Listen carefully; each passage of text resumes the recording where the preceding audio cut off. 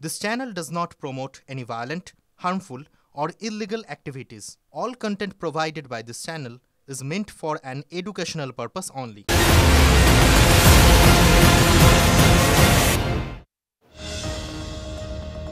এদিকে রাজ্যে ফের ধর্ষণ করে খুনের অভিযোগ। তিলোত্তমার ঘটনার সাজা ঘোষণার দিনই বাসন্তীতে আদিবাসী নাবালিকাকে ধর্ষণ করে খুনের অভিযোগ উঠছে। রাজ্যে ফের ধর্ষণ করে খুনের অভিযোগ। তিলোত্তমার ঘটনার সাজা ঘোষণার দিনই বাসন্তীতে আদিবাসী নাবালিকাকে ধর্ষণ করে খুনের অভিযোগ উঠছে। কথা বলবো, আমাদের সঙ্গে রয়েছেন সরাসরি আমাদের প্রতিনিধি বিগ ওয়ালে। আমরা একবার দেখে নেব আমাদের প্রতিনিধি এই মুহূর্তে অভিজ্ঞান রয়েছেন। অভিজ্ঞান, খুব নির্দিষ্টভাবে জানতে চাইবো অভিযোগটা কি? দেখো, এই প্রশ্নটাই কিন্তু আমরা ছুড়ে দিতে চাই নির্যাতিতা আদিবাসী নাবালিকা মৃত ছাত্রীর মায়ের কাছে। এই যে ঘটনাটি ঘটলো, আপনাদের অভিযোগটা কি? আমরা শাস্তি চাই। কাদের শাস্তি চাইছেন আপনি? আমরা কড়া শাস্তি চাই। যেরকম আমাদের মেয়ে, আমরা যেরকম তিলে তিলে মেরেছে, আমরা ওর কোনো শাস্তি চাই ওই ছেলের। কারা ঘটনা ঘটালো, আপনি কি সেটা সুনির্দিষ্টভাবে আপনারা কি করতে পেরেছেন? কি না ওই ঘটনার দিন মানে কারা আপনার মেয়েকে ডেকে নিয়ে গেল, কি বৃত্তান্ত, সেটা আপনারা কি জানতে পেরেছেন? হ্যাঁ হ্যাঁ। কিভাবে ঘটলো? ওই নিয়ে ডেকে নিয়ে গেছে, কি বুদ্ধিদেব ডেকে নিয়ে গেছে ওর মেয়ের ঘরের থেকে। আচ্ছা। ও বললো যে ডাকতেছে, বলে 14 বার ডাকতেছে। ও বলে বাচ্চা বুড়ি শুনে যা, বাচ্চা বুড়ি শুনে যা। আমি ঘরের থেকে বলতেছি, আমি দেখতো কে ডাকতেছে। বলে বুদ্ধদেব কাকা। আছি কী জন্য ডাকতেছে? বলে মেয়ে গিয়ে ঘরে গিয়ে আমার কাছে চুপ করে দাঁড়িয়ে আছে, কিচ্ছু বলে না, ওখান থেকে এক পাও নড়ায় না, চুপ করে দাঁড়িয়ে আছে। ফের শুধু ডেকেই যাচ্ছে ডেকেই যাচ্ছে। ফের বলতেছে এই কী জন্য ডাকতেছে রে? ও কী হয়েছে? ও 14 বার ডাকতেছে। তখন ও গেছে, বলতেছে আমি মেয়ে আমার কাছে ফেরে এসে বলতে মা বুদ্ধদেব কাকা আমার কাছে 4 টাকা চাচ্ছে খাবার খাবে। তা আজ কী জন্য চাচ্ছে? বলে খাবার খাওয়ার জন্যে। বলে আমি টাকা তুলিনি, কোথার থেকে টাকা দেবো বলতেছে। আর ওই বুদ্ধদেব ওখান থেকে বেরিয়ে গেছে। আর ওই কচি মেয়ে আমার কাছে বলে যাচ্ছে যে মা আমি দিদি ডাকতে যাচ্ছি। ও দিদি ডাকতে গেছে এই দোকানের দিকে। তো ডাকতে গেছে, আর বড়ো মেয়ে ডেকে দিল।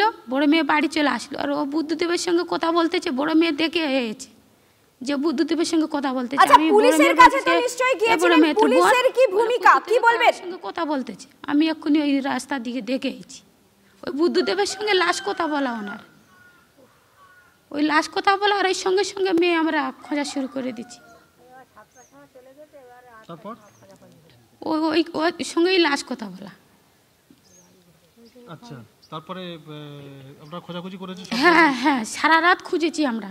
ওই বুদ্ধদেব আমাদের সঙ্গে ছিল। ভূমিকা নিয়ে একটু প্রশ্ন করো, পুলিশের কাছে কি গেছিলেন? খোঁজাখুঁজি করতেছে, ওর বারবার জিজ্ঞেস করতেছে।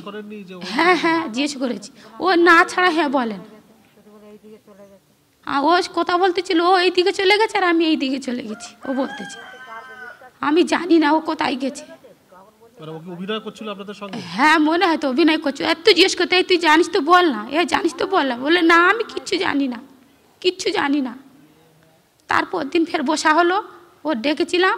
ও বলতেছে না আমরা কিচ্ছু জানি। 3 জনের ওপরে সন্দেহ, 3 জনাই ডেকেছিলাম।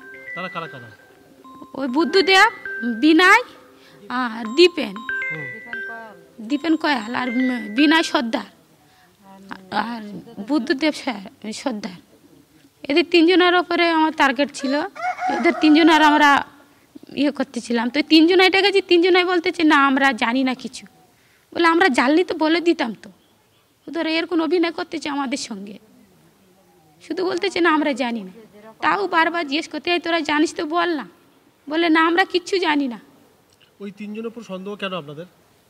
ওদের সঙ্গে ঘোরাফেরা করতে। অর্থাৎ অভিজ্ঞান একটা বিষয় স্পষ্ট যে 3 জনের বিরুদ্ধে একদম সুনির্দিষ্টভাবে অভিযোগ আনা হচ্ছে। 3 জনের বিরুদ্ধে অভিযোগ, এবং সেই 3 জন আলটিমেটলি ধরা পড়লো কিনা এদিকে আমাদের নজর থাকবে।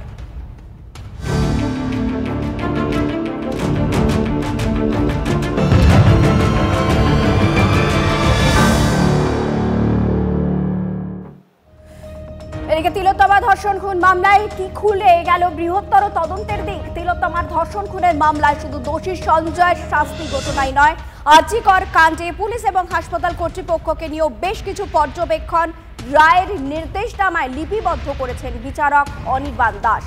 প্রাতিষ্ঠানিক ব্যর্থতা আরজিকর মামলার রায় ঠিক এই ভাষাতেই রাজ্যের সমালোচনা করেছেন শিয়ালদা কোর্টের বিচারক।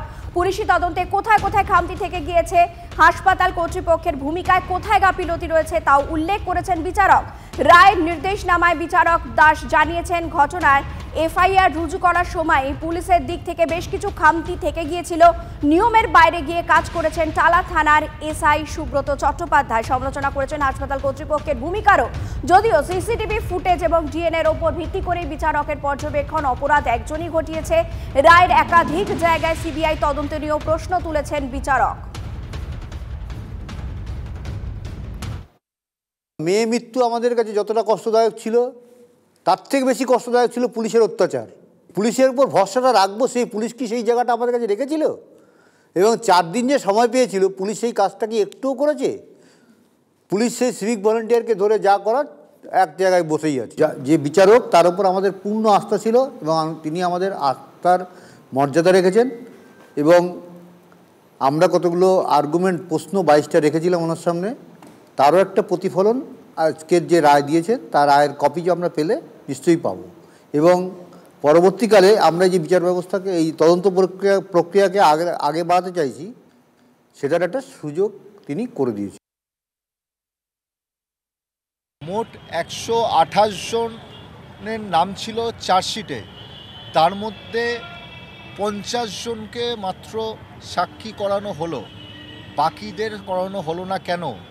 এবং বাকি আরও অনেক কিছু আসতে পারতো, বাকি সাক্ষ্যতে অনেক কিছু আসতে পারতো, বাকি ইনভেস্টিগেশনে সব কিছু সামনে যখন আসেনি। আর এখানে ওনার এই 172 পাতার জাজমেন্টে যখন ইনভেস্টিগেশনের ওপর প্রশ্ন উঠছে, হসপিটাল অথরিটির ওপর প্রশ্ন উঠছে, তো ডেফিনেটলি সেটা আরও একটা দিক খুলে দিচ্ছে আমাদের, যেটা আমরা অলরেডি অনারেবল অ্যাপেক্সও সুপ্রিম কোর্টে গেছি, 22 তারিখে আমাদের হিয়ারিংয়ের জন্য আছে। তো আমাদের সেই অপরচুনিটিটা খোলা রয়েছে যে বাকিটা আনার জন্য। এদিকে তিলোত্তমা ধর্ষণ খুন মামলার রায় ঘোষণার পর প্রাক্তন প্রধান বিচারপতি দেবাশিস করগুপ্ত প্রতিক্রিয়ায় কি জানিয়েছেন আপনাদের শোনাই। যাদের নাম উঠে এসছে তার ভিত্তিতে এই বিচার যথাযথ হয়েছে কিনা তার পরবর্তী আদালতে আবেদন জানানোর সুযোগ রয়েছে।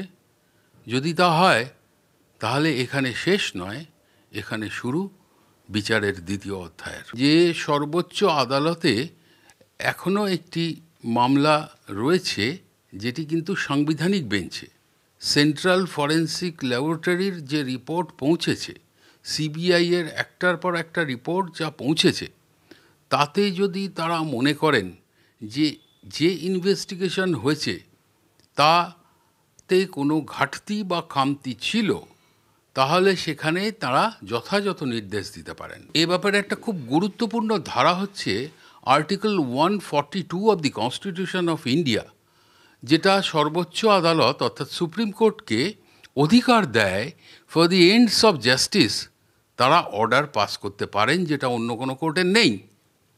সেক্ষেত্রে কিন্তু বিষয়টা আরও গুরুত্বপূর্ণ দিকে গড়ানোর সুযোগ আছে।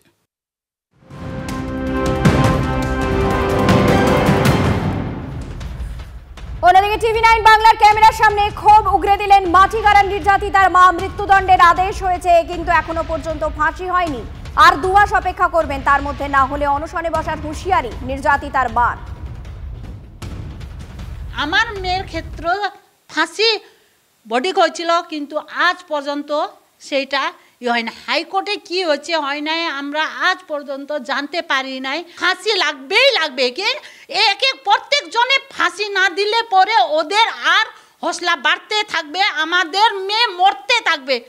আমরা মেয়ে জন্ম করার কি কার কাছে মারার জন্য হয় সেটা তো না। কেন মারতে দিব আমরা? এত সস্তা আমাদের মেয়ে সেটা না। আমি চাই হাইকোর্টে আমার কেস তাড়াতাড়ি করতে, হাইকোর্ট না পারলে পরে আমি ডাইরেক্ট সুপ্রিম কোর্ট যাব, নাইলে রাষ্ট্রপতির কাছে যাব, কার কাছে যাইতে লাগে ওইখানে যাব। যখন পর্যন্ত আব্বাসের ফাঁসি লটকাবে না আমি অতব্দি শান্তিতে থাকবো না। না না আমি জোটা কাটবই না, ওকে ফাঁসি না হইলে পরে এই যে জোটা আমি আর 2 মাস আমার মেয়ের জন্য আর 2 মাস দেখবো, তারপরে না হইলে আমার হাইকোর্টে কিছু না হইলে পরে আমি অনশনে থাকবো।